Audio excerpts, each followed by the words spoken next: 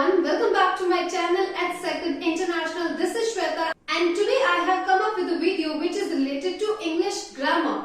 And my today's topic is WH family. Before starting this video, I want you to subscribe this channel and also press the bell icon so that whenever I upload my video, you don't miss my video. And also like this video. So let's begin. Now what is WH family? WH family में वो words आ जाते हैं जिनकी शुरुआत में W या फिर H आता है। ये वर्ड्स ज्यादातर क्वेश्चन पूछने के लिए इस्तेमाल किए जाते हैं। So these words are known as WH family.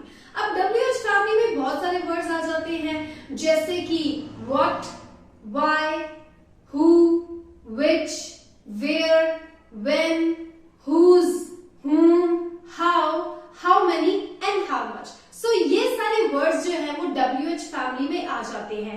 अब हम क्या करेंगे कि एक एक वर्ड को वन बाय वन स्टडी करेंगे and I tell you the meaning and I tell you how to use those words. अब सबसे पहले हम बात करेंगे व्हाट के बारे में। व्हाट को बोला जाता है क्या। लाइक आप कहना चाहते हैं कि आप क्या कर रहे हैं। You can say what are you doing. आज आपका क्या प्लान है। What is your plan today? So in this way you can use the word what. It's a very easy word और ज्यादातर हम अपने आसपास लोगों को what का इस्तेमाल करते सुनते हैं। And the second word is why. Why को बोला जाता है क्यों। अगर आप किसी से पूछना चाहते हैं कि तुम इतनी सुंदर क्यों हो तो आप उसको इंग्लिश में कह सकते हैं Why are you so beautiful? और अगर आप किसी इंसान से पूछना चाहते हैं कि आप ये काम क्यों कर रहे हैं so you can say Why are you doing this work? So इसी तरीके से आप why का इस्तेमाल कर सकते हैं। जहां पे हिंदी में क्यों आता है वहां पे आप why का इस्तेमाल करें। Next is when. when को हिंदी में बोला जाता है कब। अगर आप किसी से पूछना चाहते हैं कि ये घटना कब हुई तो आप उसको इंग्लिश में कह सकते हैं When did this event happen? या फिर When did this incident या accident happen? और अगर आप किसी से पूछना चाहते हैं कि आप पार्टी में कब गए so you can say When did you go to the party? तो जहां पे कब आ जाता है हिंदी में वहां पे आप इंग्लिश में when का इस्तेमाल करें। Then comes who. who को हिंदी में बोला जाता है कौन। जैसे आप पूछना चाहते हो कि आप कौन है you can say in English Who are you? या फिर आप कहना चाहते हैं समय के लिए कौन इंतजार करता है तो आप उसको इंग्लिश में कह सकते हैं Who waits for time? Then comes which. which का मतलब होता है कौन सा। जैसे आप कहना चाहते हो कि इन सभी में से आपकी किताब कौन सी है तो you can say which is your book। या फिर आप कहना चाहते हैं कि आपका फेवरेट गाना कौन सा है तो आप उसको इंग्लिश में कह सकते हैं Which is your favorite song? So जहां पे हिंदी में कौन सा आ जाता है वहां पे आप इस्तेमाल करेंगे which। अगला है where. where का मतलब होता है कहां। आप कहां जा रहे हो Where are you going? आपको टैक्सी कहां मिलेगी Where can you get the taxi? मतलब कि जब भी आपको कहां को बताना है तो वहां पे आप हिंदी में यूज कर सकते हैं where। Next is how. अब how ऐसा वर्ड है जो कि H से स्टार्ट होता है तो ये भी WH फैमिली में आता है। जैसा कि मैंने आपको शुरुआत में बोला कि कोई ऐसे वर्ड जो W या H से शुरू होते हैं वो WH फैमिली में जाते हैं और इससे क्वेश्चन पूछा जाता है। सो अब हम बात करेंगे how के बारे में। how का मतलब होता है कैसे। जैसे कि आप किसी से पूछना चाहते हैं कि आप कैसे हैं तो you can say in English how are you. अगर आप किसी को ये कहना चाहते हैं कि ये कितनी लंबी तार है या फिर ये कितनी लंबी पाइप है तो यू कैन से it in English how long wire is it या फिर how long pipe is it.